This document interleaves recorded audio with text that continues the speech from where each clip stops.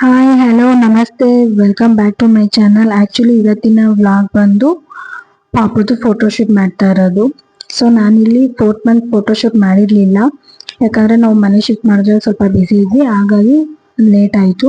So 15 days ಆಗೋಯ್ತು ಪಾಪುಗೆ 4th month complete ಆಗಿ. ಸೊ ನಾನಿಲ್ಲಿ ಬಂದು ಫ್ರೂಟ್ಸ್ನ ಯೂಸ್ ಮಾಡಿಕೊಂಡು ಫೋಟೋಶೂಟ್ ಮಾಡೋಣ ಅಂತ ಪ್ಲ್ಯಾನ್ ಮಾಡಿದ್ವಿ. ಯಾಕಂದರೆ ಇವಾಗ ಸಮ್ಮರ್ ಸೀಸನ್ ಅಲ್ವಾ, ಸೊ ಹಾಗಾಗಿ ತುಂಬಾ ಶೆಕೆ ಇದೆ.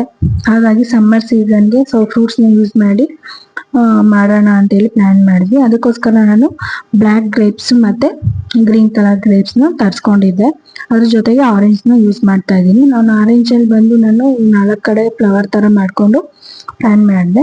ಅದಾದ ನಂತರ ದ್ರಾಕ್ಷಿನಲ್ಲಿ ನಾನು ಹಲೋ ಸಮ್ಮರ್ ಅಂತ ಬರ್ಕೊಳ್ಳೋಣ ಅಂತೇಳಿ ಪ್ಲ್ಯಾನ್ ಮಾಡಿದೆ. ಆ್ಯಕ್ಚುಲಿ ಆರೆಂಜಲ್ಲಿ ಬರ್ಕೊಳ್ಳೋಣ ಅಂತ ಅಂದ್ಕೊಂಡಿದ್ದೆ. ಸೊ ಆರೆಂಜು ಕಮ್ಮಿ ಇದ್ದಿದ್ದ ಕಾರಣ ನಾನು ಬಂದು ಗ್ರೇಪ್ಸಲ್ಲೇ ಹಲೋ ಸಮ್ಮರ್ ಅಂತ ಬರ್ಕೊತಾ ಇದ್ದೀನಿ. ಆ್ಯಕ್ಚುಲಿ ನಾವು ಹಳೆ ಮನೆಯಲ್ಲಿ ಇದ್ದಾಗ ಸ್ವಲ್ಪ ನೀರು ತುಂಬ ಪ್ರಾಬ್ಲಮ್ ಆಗಿತ್ತು, ಹಾಗಾಗಿ ನಾವು ಮನೆ ಚೇಂಜ್ ಮಾಡೋಣ ಅಂತ ಪ್ಲ್ಯಾನ್ ಮಾಡಿದ್ವಿ.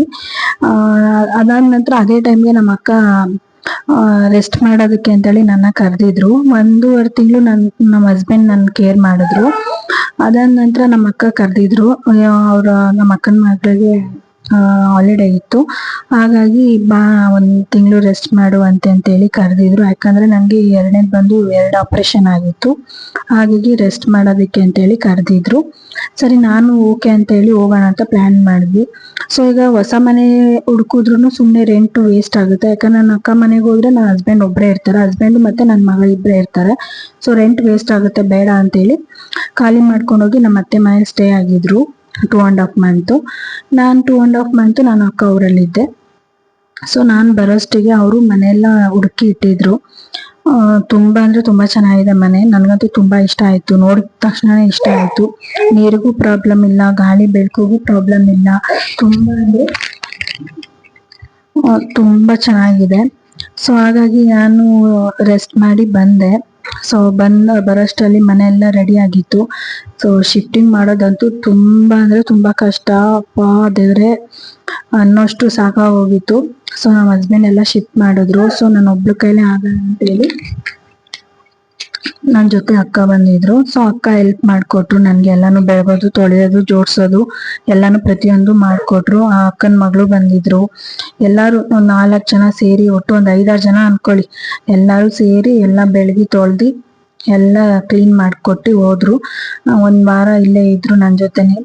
ಸೊ ನಾನು ಸ್ವಲ್ಪ 4.5 ಮಂತು ನಾನು ತುಂಬ ರೆಸ್ಟ್ ಮಾಡಿರೋದ್ರಿಂದ ನನಗೆ ಎಲ್ಲ ಕೆಲಸ ಮಾಡ್ಕೊಳ್ಳೋದಕ್ಕೆ ಕಷ್ಟ ಆಗುತ್ತೆ ಅಂತೇಳಿ ಅವರು 1 ವಾರ ಇಲ್ಲೇ ಇದ್ರು ನಮ್ಮ ಜೊತೆನೆ. ಸೊ ನಾನು ಸ್ವಲ್ಪ ಮಾಡ್ಕೊತಾ ಇದ್ದೀನಿ. ಯಾಕಂದ್ರೆ ಜಾಸ್ತಿ ತೀರಾ ಮಾಡಕ್ ಹೋದ್ರೆ ತುಂಬಾನೇ ಬೆನ್ನೋ ಬರುತ್ತೆ. ಯಾಕಂದ್ರೆ ನಾವು ಆಲ್ರೆಡಿ ಇವಾಗ ಸ್ವಲ್ಪ ವೆಯ್ಟ್ ಗೇನ್ ಆಗಿರೋದ್ರಿಂದ ಜಾಸ್ತಿ ಕೆಲಸನೇ ಮಾಡೋಕ್ಕಾಗ್ತಿಲ್ಲ. ತುಂಬ ಅಂದರೆ ತುಂಬಾನೇ ಬ್ಯಾಕ್ ಪೇನ್ ಬರ್ತಾ ಇದೆ. ಸೊ ಹಾಗಾಗಿ ಸ್ವಲ್ಪನೇ ಮಾಡ್ಕೊಳ್ಳೋಣ, ಸ್ವಲ್ಪ ಹೊತ್ತು ಮಾಡೋದು, ಸ್ವಲ್ಪ ಹೊತ್ತು ರೆಸ್ಟ್ ಮಾಡೋದು, ಹೀಗೆ ಮಾಡ್ಕೊಂತ ಬರ್ತಾ ಇದ್ದೀನಿ. ಅದಾದ ನಂತರ ನಾನು ಈ ಥರ ಗ್ರೇಪ್ಸಲ್ಲೆಲ್ಲ ಡೆಕೋರೇಷನ್ ಮಾಡಿಕೊಂಡೆ. ಈ ಥರ ಎಲ್ಲ ಡೆಕೋರೇಷನ್ ಮಾಡ್ಕೊಂತ ಸರಿ ಅಂತೇಳಿ ಮಿಕ್ಕಿರೋ ದ್ರಾಕ್ಷಿನೆಲ್ಲ ನಾನು ಫುಲ್ ಏನು ಸ್ಕ್ರೀನ್ ಇತ್ತು ಅದಕ್ಕೆಲ್ಲ ಈ ಥರ ಡೆಕೋರೇಟ್ ಮಾಡ್ಕೊಂಡಿದ್ದೀನಿ. ಸೊ ಫೈನಲಿ ಔಟ್ಪುಟ್ ಈ ಥರ ಬಂದಿದೆ. ಅದಾದ ನಂತರ ನಮ್ಮ ಪಾಪು ರೆಡಿ ಆಗಿದ್ರು. ಅವ್ರನ್ನ ಮಲಗಿಸಿ ಫೋಟೋ ಹಿಡಿಯೋಷ್ಟರಲ್ಲಿ ಸಾಕಾಗೋಗಿತ್ತು. ತುಂಬ ಅಂದರೆ ತುಂಬಾ ಒದ್ದಾಡ್ತಿದ್ರು. ನಮ್ಮ ಹಸ್ಬೆಂಡು ಗಿಲ್ಕೆಲ್ಲ ಅಲ್ಲಾಡಿಸ್ಕೊಂಡು ಅವ್ರಿಗೆ ನಗಿಸ್ತಿದ್ರು. ಸೊ ಅವ್ರನ್ನ ನೋಡಿ ಫುಲ್ ಸ್ಮೈಲ್ ಮಾಡ್ತಿದ್ರು ಮೇಡಮ್ ಅವರು. ಸೊ ಈ ಥರ ಫೈನಲಿ ಔಟ್ಪುಟ್ ಈ ಥರ ಬಂದಿದೆ. ಸೊ ನಮ್ಮ ಬೇಬಿ ಡಾಲ್ ಹೇಗೆ ಕಾಣಿಸ್ತಿದ್ದಾಳೆ ಅಂತೇಳಿ ಕಮೆಂಟ್ ಮಾಡಿ. ಸೊ ಯಾರೆಲ್ಲ ನನ್ನ ವಿಡಿಯೋ ನೋಡ್ತಿದ್ದೀರಾ ಪ್ಲೀಸ್ ಲೈಕ್ ಮಾಡಿ, ಸಬ್ಸ್ಕ್ರೈಬ್ ಮಾಡಿ. Thank you for watching.